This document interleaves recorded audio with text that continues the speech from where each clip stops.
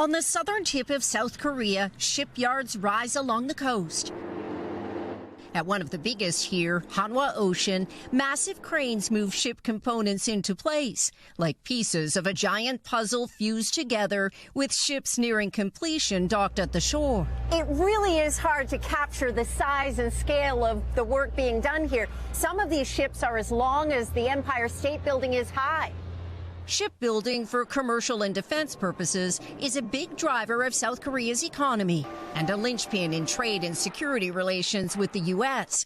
President Trump wants to revive and modernize America's shipbuilding industry to grow fleets made entirely in the USA. We're going to be spending a lot of money on shipbuilding. We're way, way, way behind. We used to build a ship a day, and now we don't do a ship a year practically. To do that, the U.S. needs foreign help with deep pockets, and that's where South Korea comes in, pledging $150 billion in investment. The government here even calling it MASGA, or Make American Shipbuilding Great Again. Hanwha Ocean is emerging as a key player in that deal. We visited the Kaja shipyard, where they showed off advanced techniques like automated welding. They also build military ships like submarines for South Korea's Navy, but we weren't allowed to film anything deemed secret. Hanwha is also courting contracts to do maintenance work on U.S. ships. I think this is a starting point, stepping stone. A stepping stone to what? Go inside the USA.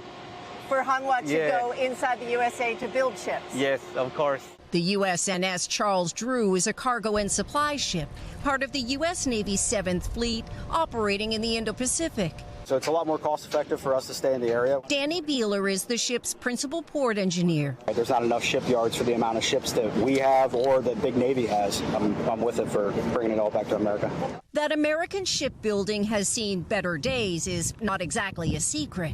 All of our programs are a mess. Congress has heard from the U.S. Navy, as well as the private sector, that commercial and defense shipbuilding takes a lot of time and money. I think our best performing one is 6 months late and 57% over budget. It wasn't always like this. A nation that had neglected its shipbuilding facilities for years suddenly became a nation of shipbuilders. During World War II, America reached its peak as a global shipbuilding power until demand declined after the war.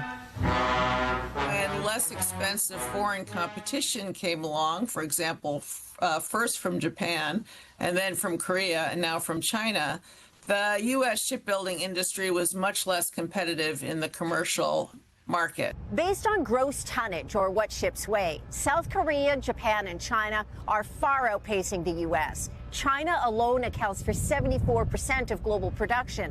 By contrast, only 0.2% of the world's ships are being built in the United States. A maritime power gap widened by Chinese government subsidies. I'm with those that think it is useful for the United States to have a shipbuilding industry. I don't know how we will be competitive in the commercial shipbuilding industry. That will take substantial investments. And so the future of American shipbuilding may be playing out in Pennsylvania at the Philly shipyard acquired by Hanwha Ocean last year. There's a $5 billion plan to expand it with advanced Korean technology and skilled training for workers to build more ships on American shores and begin to restore an industry. Janis is joining us now live from overseas. Janis, it's so interesting to look at that, but pull back a little bit when it comes to the trade war more broadly that President Trump has been sort of putting forward here. How does shipbuilding fit in when that's just one of many components? Well, shipbuilding is a centerpiece of a trade deal with South Korea. The government here has pledged $350 billion in investment, and $150 billion of it, well, that's a lot, is coming from private companies, mainly in the shipping industry.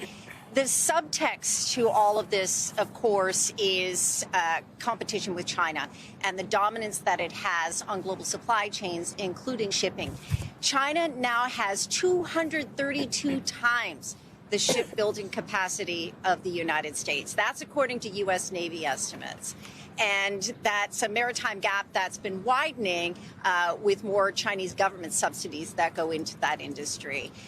There's also now the issue of port fees between the U.S. and China that will has the potential to disrupt international shipping.